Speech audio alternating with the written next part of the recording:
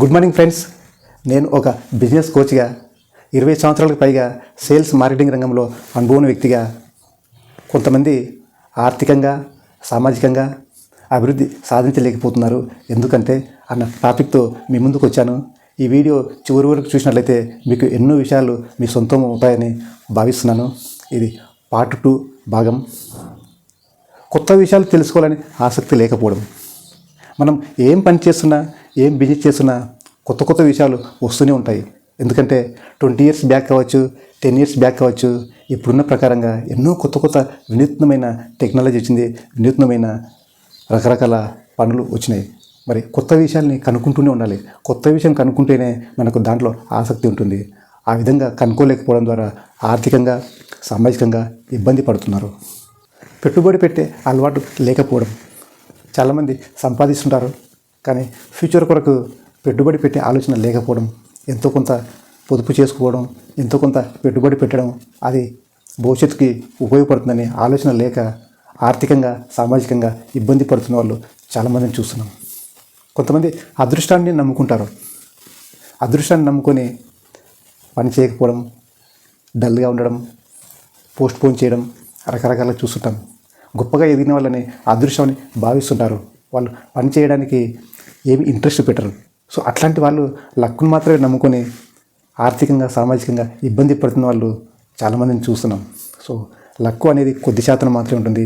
ఏ పనైనా ఏ బిజినెస్లో అయినా ఎక్కువ కష్టపడితేనే బెనిఫిట్స్ ఉంటాయి. సో ఆ విధంగా వాళ్ళు లక్కును మాత్రమే డిపెండ్ అయ్యి పని చేయకపోవడం ద్వారా కుటుంబం మొత్తం ఆర్థికంగా సామాజికంగా ఇబ్బంది పడుతున్న పరిస్థితిని చూస్తున్నాం. క్రమశిక్షణ లేకపోవడం. ఈ డిసిప్లిన్ అనేది చాలా ఇంపార్టెంట్. ఈ డిసిప్లిన్ అనేది వాళ్ళకి తెలియకపోవడం. ఏ పని చేసినా ఏం బిజినెస్ చేసినా మార్నింగ్ నుంచి ఈవినింగ్ వరకు రకరకాల పనులు ఉంటాయి. అప్పుడు మాత్రమే మనం చేస్తున్న పనిలో మనం చేస్తున్న బిజినెస్లో గొప్పగా రాణించే అవకాశం ఉంటుంది.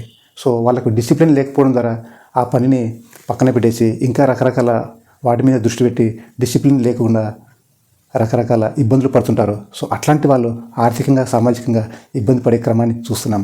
కొంతమంది వరుసగా తప్పులు చేసుకుంటూనే వెళ్తారు.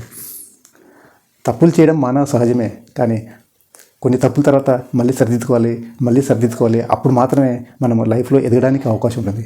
వీళ్ళు చేస్తున్న తప్పుల్ని పదే చేసుకుంటూ తప్పుల తడకగా జీవితాన్ని తయారు చేసుకొని ఆర్థికంగా సామాజికంగా అభివృద్ధి చెందక చాలా ఇబ్బంది పడుతున్నారు. ఎంతోమంది చూస్తున్నాం మనం.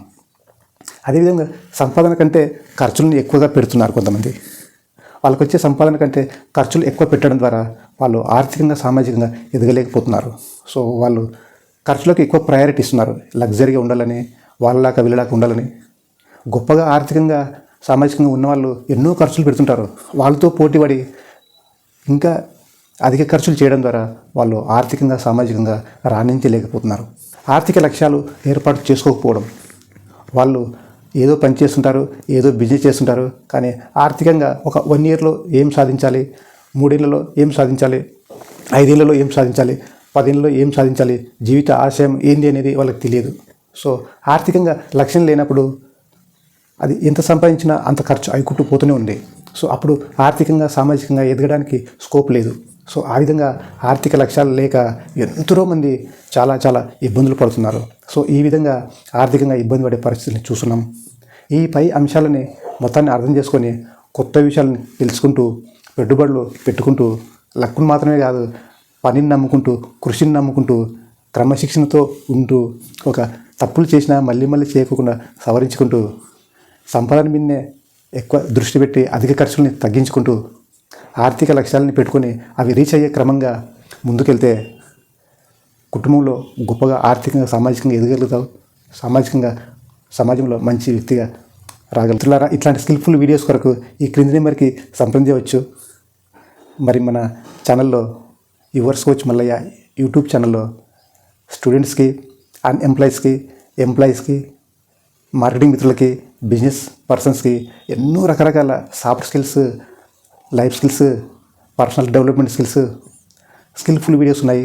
మరి ఈ అన్నీ ఎందరో వ్యక్తులకు కావాలి కనుక మరి మీ శ్రేయోభిలాషులకు షేర్ చేసి వీడియోస్ని వాళ్ళ లైఫ్లో కూడా మంచి చూస్తారని భావిస్తూ సెలవు తీసుకుంటాను మిత్రులారా. Thank you very much.